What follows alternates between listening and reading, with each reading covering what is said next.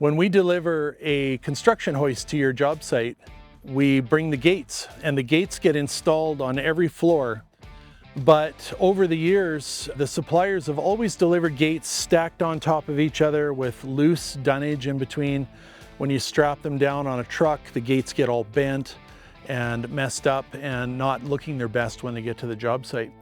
We engineered and designed these specialty racks for carrying the gates. Each one carries 6 racks. They're designed to be lifted with 2 chains off a tower crane, and they can be loaded with a forklift pockets at the bottom. They're designed to have the straps go over the top instead of to the gates, and the gates are secured with straps so it doesn't come off the truck or is not unsafe.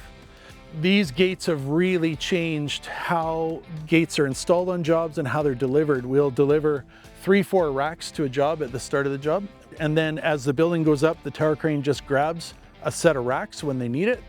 They fly it up to the floor, they take them off, they install the gates before we arrive, and then we come and pick up the racks when they're done and take it away.